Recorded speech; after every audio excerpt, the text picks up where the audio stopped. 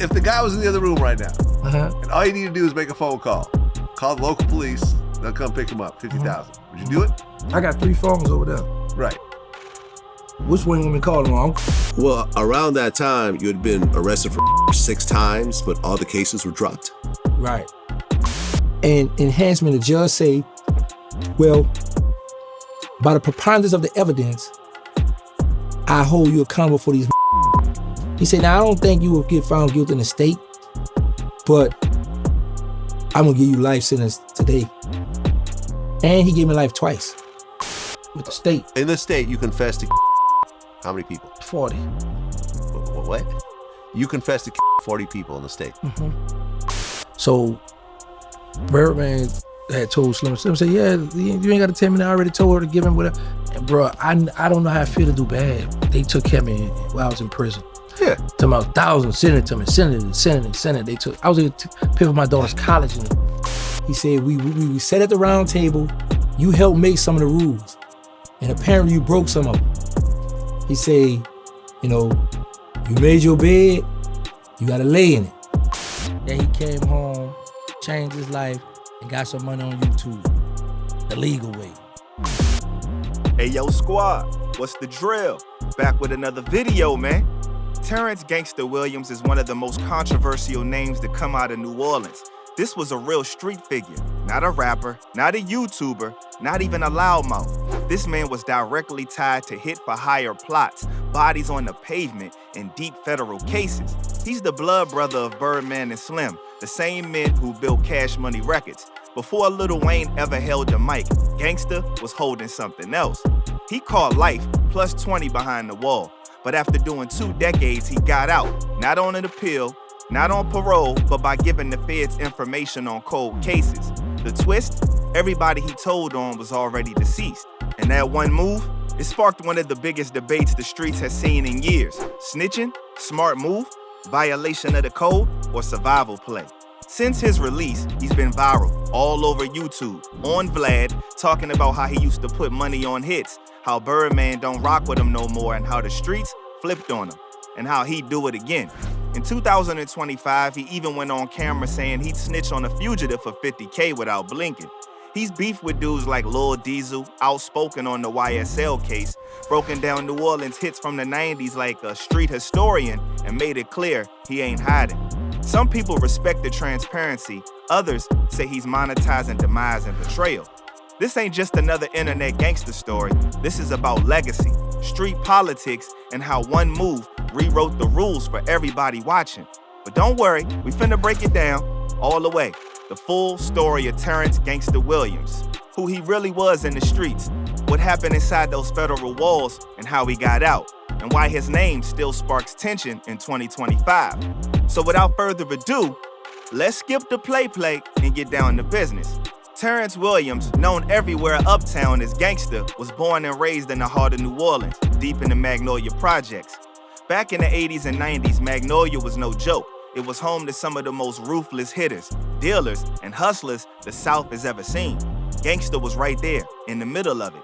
They were all, but what he said was interesting was that during the time that he was on the street, that as soon as he somebody, he couldn't wait to go back to the hood and tell his friends about it. Yeah. And that was regular. And he just never thought that anybody would ever cooperate. What made Terrance Williams stand out was his bloodline. He's the real-life half-brother of Brian Birdman Williams and Ronald Slim Williams, the duo who built Cash Money Records from scratch. But before Birdman and Slim ever touched a platinum plaque or a Billboard chart, their younger brother Gangsta was already building a different kind of empire, one that ran on fear, respect, and violence. Man, listen, I didn't see no money in that stuff back then. They was like, man, I'm telling you, come on, man, get out of here with that, Because, early when you first start a business, you don't see no profit or you don't see nothing. You're going to take a lot of losses before you get gain. Terrance was known early for being cold, calculated, and extremely vicious. He got the name Gangsta not from rap or entertainment, but from certified street moves, hits, robberies, and deals. People in the Magnolia knew not to test him. Stories about him started stacking up quick. By the mid-90s, the streets whispered about Gangsta being directly connected to hits and all of that. With the state. In the state, you confessed to How many people? 40. What? You confessed to killing 40 people in the state.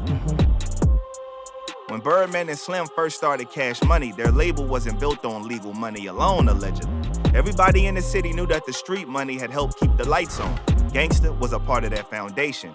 Not in the booth, but outside, making sure things stayed smooth and competition stayed scared. So he hands you a 38 and says someone owes him some money, and go handle that? Yeah, come on. Brought me around the corner, point him out, shoot him. Okay. I get out the car, walk up, shot him to the head, the chest. Gangsta Williams was also a part of the original Hot Boys, the real street crew that inspired the legendary rap group featuring Lil Wayne, Juvenile, BG, and Turk. Before the music, the Hot Boys were infamous in New Orleans for hits, robberies, and trafficking, and Terrance was right at the heart of it all. But all that attention had consequences. Federal agents were paying close attention. People started getting indicted. Friends turned informants, and the street empire Gangsta helped build was starting to crumble. By '97, Terrance Gangsta Williams was caught up in a federal conspiracy that involved trafficking, hits, and a heavy stack of indictments. The charges stuck. He was sentenced to life plus 20 years behind federal prison walls. Most thought that it was it. A closed book on one of the most feared men in uptown New Orleans, but they were wrong. And enhancement, the judge say, well, by the preponderance of the evidence, I hold you accountable for these. He said, now I don't think you will get found guilty in the state, but I'm gonna give you life sentence today. And he gave me life twice. By the time Terrance Williams got sentenced to life plus 20 years in federal prison, he was already a certified legend on the streets of New Orleans, but in the feds, street legends become ordinary inmates unless they know how to navigate prison politics. Gangsta quickly adapted, but life behind bars was nothing like Magnolia. Inside federal prison, survival was about strategy and reputation, just as much strength and applying pressure. Williams spent his early years inside maintaining his rep. Federal records from the 90s and early 2000s show he had no problem handling himself on the inside. Gangsta was respected, partly because of who his brothers were. Birdman and Slim were at the peak of their music careers, and partly because he was genuinely feared on the streets. He had the kind of name that made younger inmates give him space and older inmates treat him with caution. But prison changes even the toughest. Years pass and Gangsta watched friends and family drift away. On the outside, Cash Money blew up to unimaginable levels, becoming one of hip-hop's most successful labels ever. While Birdman and Slim were stacking millions and putting New Orleans rap on the global map, Gangsta sat in a cell, watching it all from a distance. It's during this time that rumors started circulating about whether Birdman was looking out for Gangsta, sending money, lawyers, support, or if he had quietly moved on, leaving his brother behind.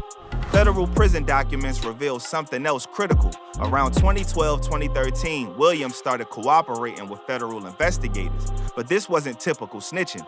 He provided information on hits that involved suspects who were already deceased. The feds were able to close cold cases thanks to Gangsta's cooperation, giving closure to investigations that had haunted the city of New Orleans for decades.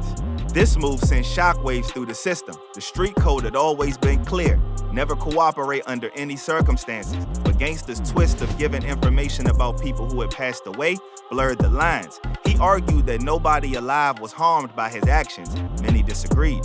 In 2022, after serving nearly 24 years, the federal government granted Terrance Gangsta Williams a sentence reduction due to his cooperation, and he walked out of prison a free man.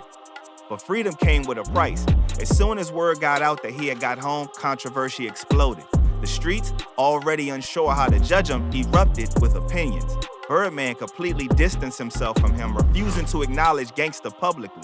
Meanwhile, the streets debated loudly. Was Gangsta still respected, or did cooperating, even with deceased men, violate everything he once stood for?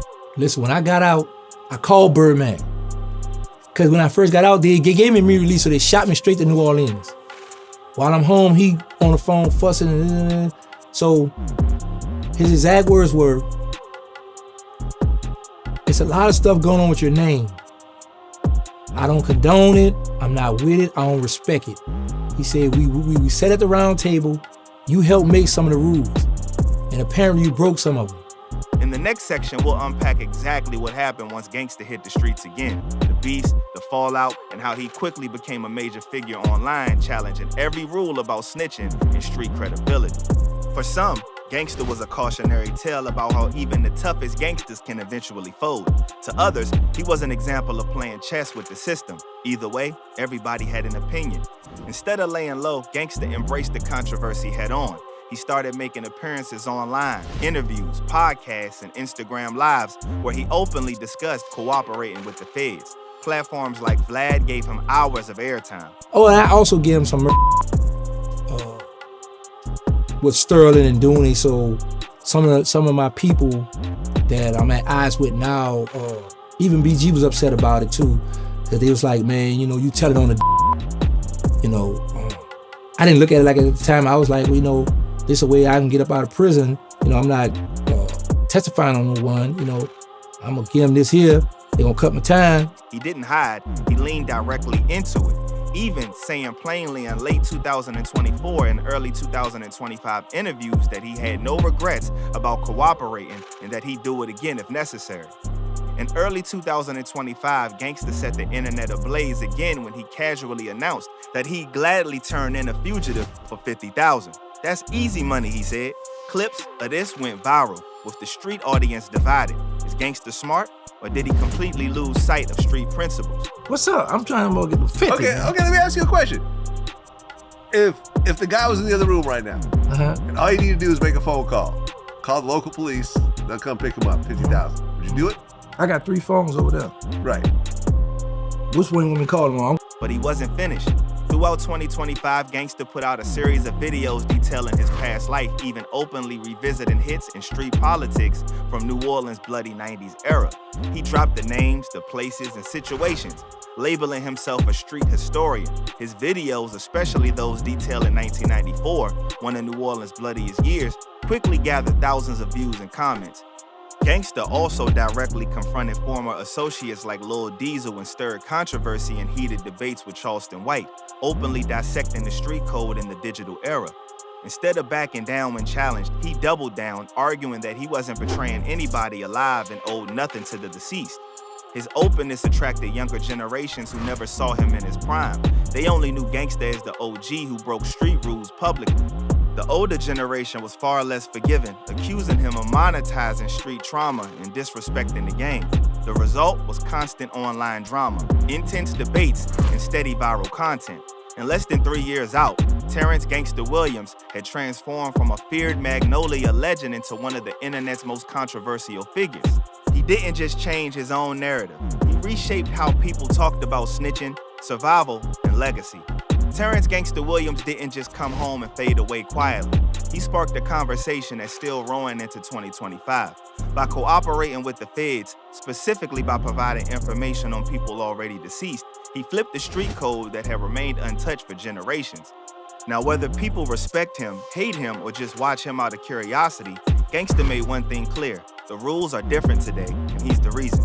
He went from being feared as a hitman and street enforcer to viral YouTube personality and street historian, proving that street stories are still valuable currency, maybe even more valuable today thanks to social media. His beef with Birdman, his willingness to openly admit cooperation, and his blunt, unapologetic stance created a blueprint for others to follow or avoid. But Gangsta's legacy is complicated. He's either the smartest OG who ever outplayed the system, or the ultimate symbol of betrayal to the street culture that raised him. Now it's on you. Where do you stand? Did Gangsta Williams rewrite the rules, or did he break the ultimate code? Drop your thoughts down below in the comments. Hit that like button, subscribe, and don't forget to turn on notifications so you can keep up with the realest stories from the streets. You know how we do it. Still. And until next time, man, y'all already know. Stay smart, stay alert, and stay real. I'm out, y'all.